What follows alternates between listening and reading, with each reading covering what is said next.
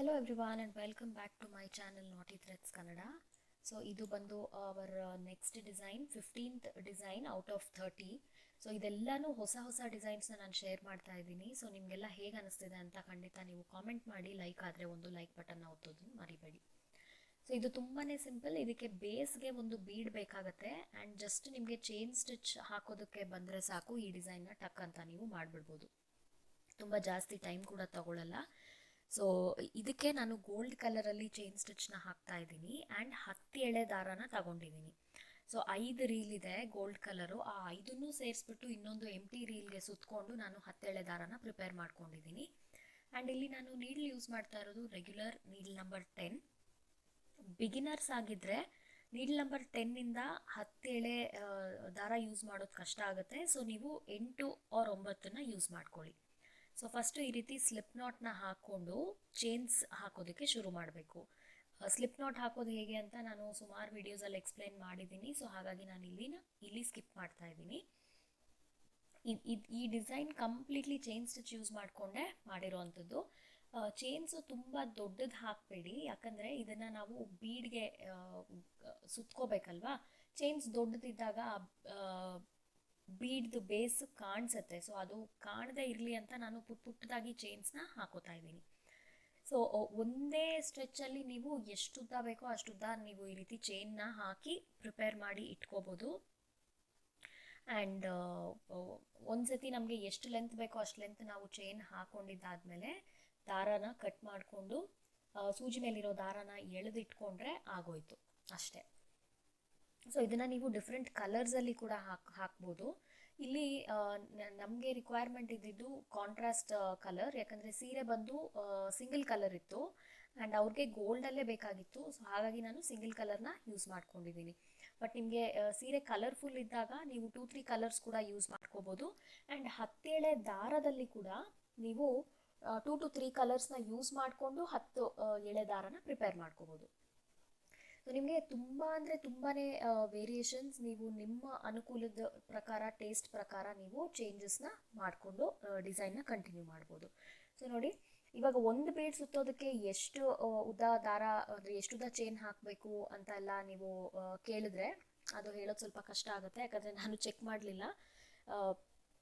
ನಾನು ಕಂಟಿನ್ಯೂಸ್ ಆಗಿ ಒಂದು ಅಷ್ಟುದ್ದ ಹಾಕ್ಬಿಟ್ಟೆ. ನಾನು ಚೈನ್ಸ್ನ ಕೌಂಟ್ ಕೂಡ ಮಾಡಲಿಲ್ಲ. ಒಂದು 2 ಮೀಟರ್ ಅಷ್ಟು, ಐ ಥಿಂಕ್ 1.5 ಇಂದ 2 ಮೀಟರ್ ಅಷ್ಟು ಚೈನ್ ಸ್ಟಿಚ್ನ ನಾನು ಹಾಕ್ಕೊಂಡು ಹೋದೆ. ಆದಮೇಲೆ 10 mm ಬೀಡ್ ಸೈಜ್ ಬಂದು 10 mm. ನೀವು ಇನ್ನೂ ಪುಟ್ಟದಾಗಿರೋದು ಬೇಕು ಅಂದರೆ 8 mm ಬೀಡ್ಸ್ ಕೂಡ ನೀವು ಯೂಸ್ ಮಾಡ್ಬೋದು. ಪ್ಲಾಸ್ಟಿಕ್ ಬೀಡ್ಸ್, ಗೋಲ್ಡ್ ಬೀಡ್ಸ್, ಯಾವ ಥರ ಬೀಡ್ಸ್ ಬೇಕಿದ್ರೂ ನೀವು ಬೇಸ್ಗಾಗಿ ಯೂಸ್ ಮಾಡ್ಕೋಬೋದು.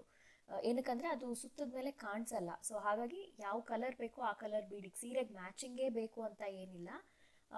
ಯಾವುದೇ ನಿಮಗೆ ಈಸಿಯಾಗಿ ಅವೈಲೇಬಲ್ ಆಗುತ್ತೆ ಅದನ್ನು ನೀವು ಯೂಸ್ ಮಾಡ್ಕೋಬೋದು. ಸೊ ನೋಡಿ, ಈ ರೀತಿ ಹಾಕ್ತಾ ಹೋದಾಗ ಏನಾಗುತ್ತೆ, ಚೈನು ಉದ್ದ ಆಗ್ತಾ ಹೋಗುತ್ತಲ್ವಾ. ಸೊ ಅಂದಾಜು ನಿಮಗೆ ಗೊತ್ತಾಗ್ಬಿಡುತ್ತೆ.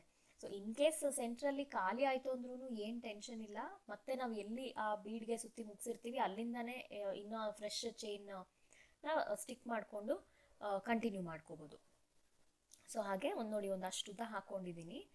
ಇವಾಗ ನಿಮಗೆ ಇಷ್ಟುದ್ದ ಸಾಕು ಅಂತ ಅನಿಸಿದ್ರೆ ಇಲ್ಲಿಗೆ ದಾರನ ಕಟ್ ಮಾಡಿಕೊಂಡು ಎಳ್ಕೊಂಡು ಎಕ್ಸ್ಟ್ರಾ ಥ್ರೆಡ್ನ ಟ್ರಿಮ್ ಮಾಡಿ ಅದನ್ನು ಗ್ಲೂ ಹಾಕ್ಕೊಂಬಿಡಿ ಅಷ್ಟೇ.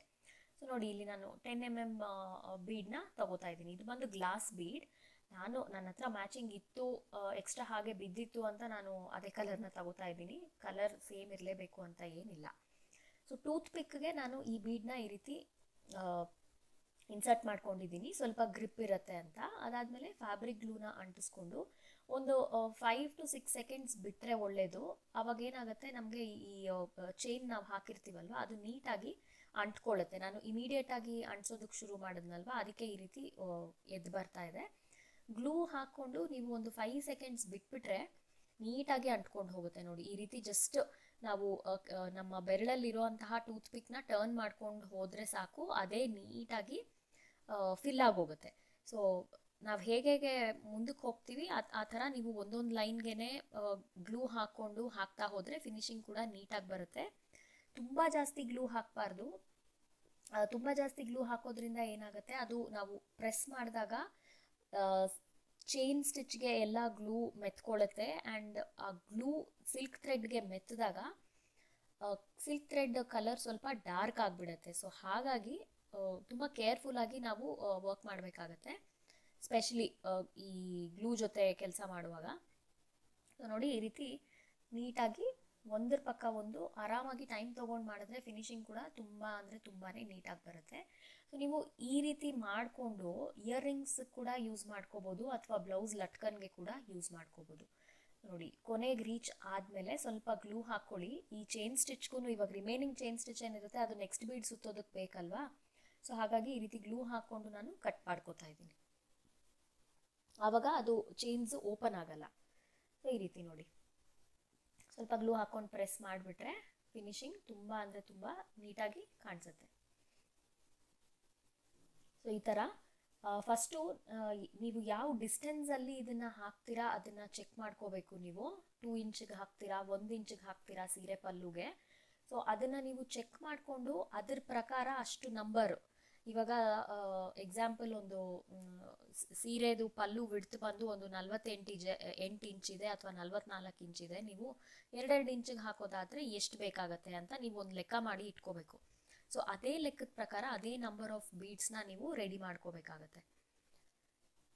ಅಷ್ಟೇ, ಚೈನ್ ಸ್ಟಿಚ್ ಹಾಕೋದೇ ಒಂದು ಕೆಲಸ, ಬಾಕಿ ಎಲ್ಲ ಆಟಾಡ್ಕೊಂಡು ಮಾಡಿಬಿಡ್ಬೋದು. ಇದು ಕೂಡ ಅಷ್ಟೇ, ಇದು ಅಂಟಿಸಿದ್ಮೇಲೆ ಇಮಿಡಿಯೇಟಾಗಿ ಸ್ಟಿಚ್ ಮಾಡೋಕ್ಕೆ ಹೋಗಬೇಡಿ. ಒಂದು ಸ್ವಲ್ಪ ಹೊತ್ತು ಅದು ಡ್ರೈ ಆಗಕ್ಕೆ ಬಿಟ್ಬಿಟ್ರೆ ಒಂದು 10 ನಿಮಿಷ, ನಾವು ಇದನ್ನು ಸೀರೆಗೆ ಸ್ಟಿಚ್ ಮಾಡುವಾಗ ಅದು ಎಲ್ಲೂ ಮೂವ್ ಆಗಲ್ಲ. ಯಾಕೆಂದರೆ ಹೊಲಿಯುವಾಗ ನಾವು ತಿರ್ಗಾ ಅದನ್ನು ಕೈಯಲ್ಲಿ ಹಿಡ್ಕೊಂಡು ಎಲ್ಲ ಸ್ಟಿಚ್ ಮಾಡಬೇಕಾದ್ರೆ ಒಂದೊಂದು ಸತಿ ಕಿತ್ತು ಬಂದುಬಿಡೋ ಚಾನ್ಸಸ್ ಇರುತ್ತೆ. ಸೊ ಅದನ್ನು ಅವಾಯ್ಡ್ ಮಾಡೋದಕ್ಕೆ ಅಂತ ಸ್ವಲ್ಪ ಒಂದು 10 to 15 ಮಿನಿಟ್ಸ್ ಅದನ್ನು ಪಕ್ಕಕ್ಕೆ ಇಟ್ಬಿಟ್ರೆ ಅದು ನೀಟಾಗಿ ಡ್ರೈ ಆಗುತ್ತೆ. ಡ್ರೈ ಆದಮೇಲೆ ನೀವು ಸೀರೆಗೆ ಸ್ಟಿಚ್ ಮಾಡ್ಬೋದು. ಸೊ ಇದೊಂಥರ ವೆರಿ ಯೂನಿಕ್ ಡಿಸೈನ್. ಇದು ತುಂಬ ದಿವಸದಿಂದ ನನಗೆ ತಲೆಯಲ್ಲಿತ್ತು ಈ ರೀತಿ ಸಮಥಿಂಗ್ ಟ್ರೈ ಮಾಡಬೇಕು ಅಂತ. ಬಟ್ ಇದು ಕಲರ್ಸ್ ಯೂಸ್ ಮಾಡಿದ್ರು ಕೂಡ ಅಷ್ಟೇ ತುಂಬ ಅಂದರೆ ಇನ್ನೂ ಚೆನ್ನಾಗಿ ಕಾಣಿಸುತ್ತೆ.